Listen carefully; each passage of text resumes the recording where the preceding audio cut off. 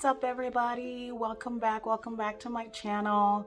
This is Nana the Lock Nurse. If this is your first time here, just go ahead and click subscribe. I'm going to be doing a lot of videos on hair and the career of nursing, so lots of good information.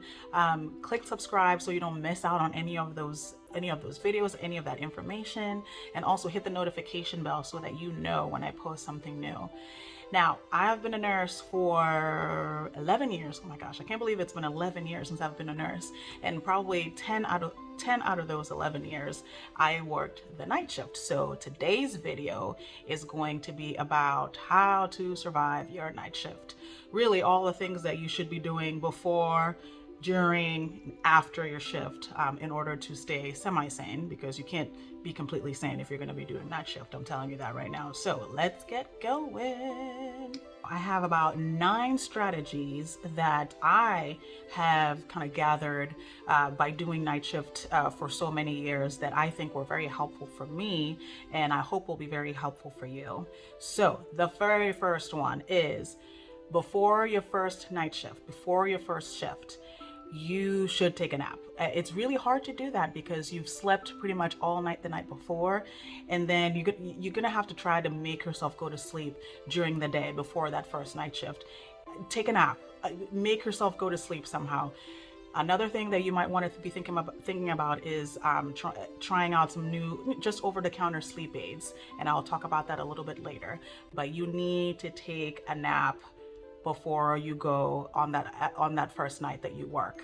If you do them all in a row, again, I'm gonna talk about that a little bit also. But take a nap before your first shift. Take a nap, take a nap, take a nap. Because you can't have woken up about like 8 o'clock that morning and been awake all day and then be awake all night and be working really hard. So it's non-negotiable. You have to take a nap before that first shift. Number 2. Get you some caffeine on the way into work, and that can come in a lot of different forms. It could be coffee, it could be soda, Coke, Pepsi, those caffeine products. It could be energy drinks, which I am not the hugest fan of. I don't feel really good when I drink energy drinks, but what I love, my secret weapon, is Excedrin. The reason why I like Excedrin is because whenever I do a lot of night shifts, I get headaches, and so it takes care of my headache. And Excedrin has caffeine, and so that together is like the secret weapon. It's like my magic pill whenever I work night shifts. Now you got to remember, if you're going to take Excedrin, because Excedrin has aspirin in it, if you have any like blood disorders and stuff, that's something you should discuss with your doctor before you take Excedrin. Number 3, if it's a slow night, which you will have some slow nights, you probably won't have that most of the time, but if you are having a slow night, one of the best ways to stay awake, get up, walk around, go run up and down some stairs. It's good. You get your steps in, you get you some exercise, and it kind of jumps you back up, and you will be able to stay awake a lot better after that. So get up, walk around, go talk to some people, talk to your patients, run up and down some stairs, and that should get you going back again. Number 4, don't take any caffeine products too close before you get off shift. I usually would cut it off probably around 4 a.m. After 4 a.m., no more caffeine products, because God knows, if you take caffeine at that time and your body doesn't get rid of it very quickly, it's going to stay in your system and keep you awake way past the time that you should be asleep after you get home, and you don't want to do that. You want to get the maximum amount of sleep that you possibly can. So cut yourself off, maybe at 4 a.m. After that, no more caffeine products. And again, that'd be any soda, any coffee, energy drinks, so on and so forth. No, nothing after 4 a.m. Number 5, if you work out, if you're one of those amazing people that work out, which I am not one of those, try to do it after your shift. I know it sounds horrifying, because why would you want to do that after your shift? After your shift, you're exhausted. You want to go straight home, take a shower, and go to bed. No. If you work out, once you get off shift, go right to the gym, run whatever it is that you do to work out. Do it right after your shift, because you know what? It's going to get you it's going to get you even more tired, and you'll sleep a lot better after you get home and take a shower and do all that stuff. You sleep a lot better. When I used to do that a long time ago, work out right after my shift, I would sleep so much better during the day, and then I'd be a little bit better refreshed if I was going back that night. Number 6. So like I mentioned earlier, you may want to start looking at some sleep aids. Anything over the counter, there's lots of stuff. There's melatonin, there's Unisom, Benadryl. There's a bunch of stuff out there that you can take that you don't need a doctor to prescribe. And obviously follow the regulations, follow the directions of how much you should take and all that stuff. That's always been my problem. I wouldn't have no trouble falling asleep once I got home, but staying asleep was always really hard. And so I had to start taking something to help me stay asleep, because I would wake up, I would sleep maybe 3 or 4 hours and be awake and feel semi-refreshed. But then right before I would have to go back that night, I would start to feel sleepy again. It's because I got so little sleep, and that just does not, and I'd feel crappy the rest of the night. So think about sleep aids. If you're not a pill person, maybe you can look at more like homeopathic ways to do that. There are some things out there, warm milk, and then some other things, some other measures that you can take. But definitely think about something to help you stay asleep.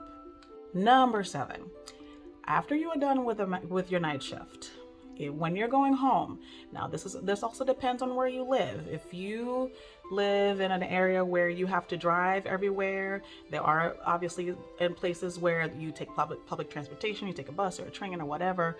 This does not apply to you as much. But if you drive home, I would highly recommend, once you get in the car, roll all the windows down, especially if it's cold. Roll all the windows down. Let the cold air kind of just flow into the car and beat you in the face so you can stay awake, because driving will put you to sleep so fast. That was always one of my big problems also. There's a lot of highways where I lived, and so driving on the highways would like lull me to sleep so quickly, and that was obviously very dangerous. So roll the windows down, blast music. One thing that people used to always do, a lot of my coworkers do, is they'll call somebody. They'll have somebody on the phone with them the entire time that they're driving to keep them awake, to keep them going, keep them stimulated. And then before they know it, they're home and they're fine. But driving will put you to sleep. And so very, very important. Do something, try to get something to stimulate you, but don't drink coffee. Don't do it. It's going to keep you up. So driving, if you're driving, you want to stimulate yourself in some way. Number 8. Now, when you are ready to finally get to sleep, make sure that you have used some blackout curtains. I can't even express to you how important that is, because your body is not designed to be asleep during the day, and so it's going to feel that sunlight and it's going to want to be awake. And so you need some blackout curtains to keep your room as dark as possible. If you want to get a sleeping mask, eye mask, or whatever, if you want to get earplugs to make sure that it stays quiet. I'm always very sensitive, especially after I've gotten about 2 hours of sleep. The least amount of noise would wake me up, least amount of sunlight, and I would feel it. I would feel myself waking up. And so anything to keep it dark, as dark as possible in your room, and as quiet as possible. That is what is going to help you stay asleep. That, and also if you decide to use sleep aids, those things are going to help you stay asleep. Now, my last little tip that I have about night shift is that if at all possible, work all your nights in a row. So if you're supposed to be doing, most nurses do 36 hours. So you do 3 shifts a week. So if you're doing night shifts, I would highly, highly, highly recommend that you do those shifts in a row. So you do 3 in a row and then you're done. And then hopefully you can get a certain amount of chunk of days off after that. Don't be fooled saying, oh, I can't do 3, 3 is too much, I'm gonna have a night off in between. Don't do it. That night off is a teaser. All you're gonna do is you're gonna sleep that whole day and then sleep the whole night, and then before you know it, you're back at work. It is much better to just lump them all together and get them done so that you can have a fair amount of chunk of days off. At night, the good thing about night shift sometimes also is that it's a little bit less hectic than days. It can be a lot less hectic than days, and so it's a little bit easier to do 3 shifts in a row. It's really hard to do 3 shifts in a row during the day because there's just a lot going on, and you're on and on and on for 12 13 hours sometimes straight. Night is a little bit, you know, less hectic, and so it's easier to do them in a row. But I highly recommend that, because then you can just be done and have your days off in a row to recover from those 3 that you just worked. Don't do the one night off in between, because it's just a waste of a day. And that is it. Those are my 9 little tips that I have for you budding night shifters, or you know, night shifters have been doing this for a while. I hope that it was helpful and it was informative. I've been a nurse for a long time, so if you have any questions at all about nursing or day shift or night shift or anything at all, leave a comment down below, like the video, subscribe, of course, because I'm going to be putting out a lot more of these videos. And if this video was helpful to you, then all my videos will be helpful to you. But thank you so much for watching. I really appreciate it. Again, like, comment, subscribe, and I will see you later. Bye.